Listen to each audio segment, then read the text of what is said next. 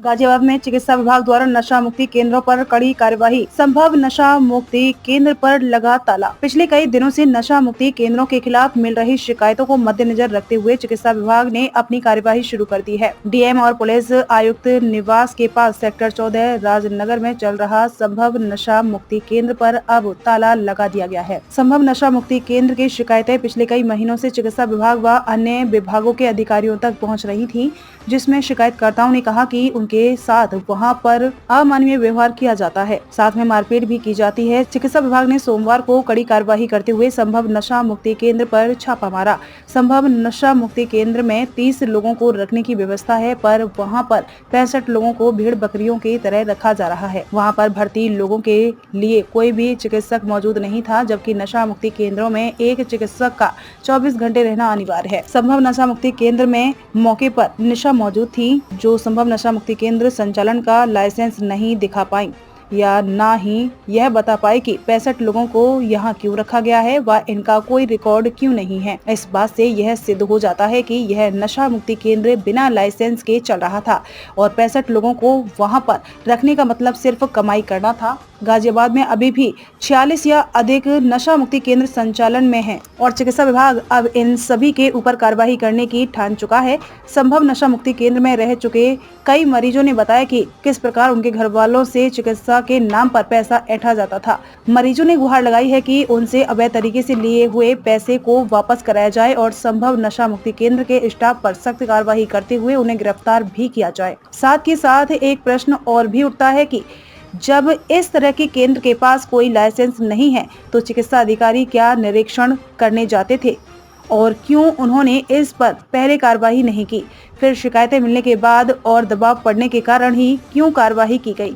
गाजियाबाद से कपिल चौहान की रिपोर्ट। पर सतेंद्र जैन द्वारा कुछ आरोप लगाए गए हैं जी सर कि उसके साथ यहाँ गलत हुआ है, उसे खाना टाइम पे नहीं मिला और भी कई शिकायत लगाई हैं, कई आरोप लगाए हैं। इस संबंध में आपका क्या कहना होगा? नहीं सर, ये सारे झूठे आरोप हैं और ऐसा कुछ नहीं हुआ था। उन्होंने ट्रीटमेंट लिया था जिस वक्त वो हमारे यहाँ पर आए थे सर, उनकी 3 पसलियाँ टूटी हुई थी। हमने उनका ट्रीटमेंट कराया है सर, ठीक है। ट्रीटमेंट कराने के बाद में 7 मंथ तक उन्होंने अपना अच्छे से बाकायदा यहाँ पर ट्रीटमेंट भी लिया है और यहाँ पर जिस तरीके से वो बोलते थे कि यहाँ पर ऐसा होना चाहिए सेंटर में, वही सब हुआ है सर। एक जैसे एक फादर को रखते हैं, एक रिलीजन को रखते हैं कि हाँ भाई ये बुजुर्ग आदमी है, उसी तरीके से हमने उनको यहाँ पर गाइड किया है। अच्छा मैम, बाहर वो निकले, उन्होंने शराब पी ली है, वो रिलैक्स हो गए हैं, तो अब वो जिस तरीके से वो रिलैक्स हो गए तो अब उनको कोई काम तो रहा नहीं, क्योंकि उनके बच्चे भी इस चीज़ से परेशान हैं। उनके बच्चों ने भी ये बयान दिया है कि हम परेशान हो गए, हमने तब उनको नशा मुक्ति केंद्र में कराया था सर। अच्छा मैम, उनका ये कहना है कि आपके पास में, आपकी संस्था में यहाँ पे 60 से 70 आदमी हैं। नहीं, आप मुआवजा कर सकते हैं सर, 60 से 70 है या 30 है, जितने का हमारे पास में हमें अप्रूव किया हुआ है लाइसेंस, उतने ही पेशेंट है। आप चाहें तो आप देख सकते हैं। तो इसका तो आपके पास में सब रिकॉर्ड रहता होगा? हाँ बिल्कुल सर।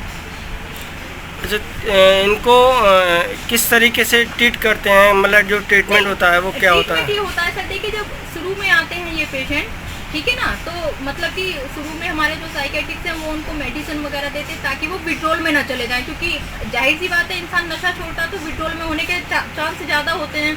उसके बाद में फिर इनका साइकोलॉजिकल ट्रीटमेंट चलता है सर। डॉक्टर पारुल मैम आती हैं, वो इनकी काउंसलिंग वगैरह करती है वीकली, वो काउंसलिंग करती है। फिर एक GFT और ये जो बुक्स आप देख रहे हो, ये कंटिन्यू पढ़ाई जाती है हर पेशेंट को। उनसे पूछा जाता है, उनसे समझा जाता है कि भाई तुमने नशे के दौरान तुमने क्या कुछ किया है, गलत किया है, सही किया है, तो वो अपनी चीज़ को, मतलब कि ये तो एक इच्छा शक्ति होती है सर। इसकी कोई साइंस में कोई दवाई नहीं है कि हमने उनको खिला दिया और उन्होंने नशा छोड़ दिया है ही नहीं सर।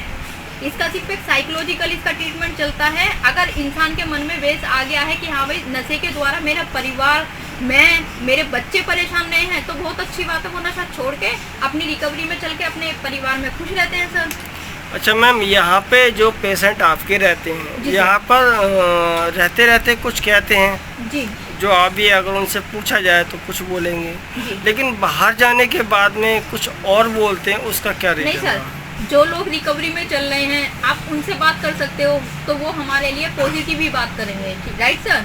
और जो लोग शराब पी चुके हैं, रिलैक्स हो गए हैं, आप उनसे चाहे कुछ भी कर लीजिए, वो हमारे खिलाफ यानी कि अगेंस्ट ही बोलेंगे। क्योंकि ऐसे बहुत से हैं सर जो बाहर निकले हैं, रिलैक्स हो गए, उनके पेरेंट्स ने फिर दोबारा हमारे रिहैब में भेजा है। क्यों सर? क्योंकि उन्हें विश्वास है कि हाँ यहाँ पर रहकर अच्छे से ट्रीटमेंट भी दिया जाता है और खाने की भी कोई शिकायत नहीं है सर। जब ये जिस तरीके से अब इंसान बाहर निकल के शराब पी के, आप देखते नहीं हो, वाइफ पे भी इल्जाम लगाते हैं। जब यहाँ आते मेरी वाइफ गलत है तो मैं तो इसलिए पीता हूँ। एक आदमी ने अपने बच्चे का रेप करने की कोशिश करी नशे की हालत में, उसकी वाइफ ने यहाँ नशा मुक्ति केंद्र में उसको डाला, तो उसने क्या गलती करी बताइए आप? क्या वो ये देखती कि मेरी बच्ची के साथ कुछ गलत हो जाएगा, मैं तब तक रुकूं? आप बताइए। बिल्कुल है पुलिस वालों से उसने पुलिस में कॉल किया, पुलिस वालों ने जाहिर सी बात उन्होंने मना कर दिया कि हम नशेबाज को उठाकर नहीं ले जाएंगे। और घर का मामला है, घरेलू मामले में पुलिस नहीं बोलती है और बोलती ही नहीं है सर। उनका सिर्फ एक ही टारगेट होता है कि इसे नशा मुक्ति केंद्र में बंद करा दो। बिल्कुल मैम, थैंक यू। ठीक है सर, थैंक यू।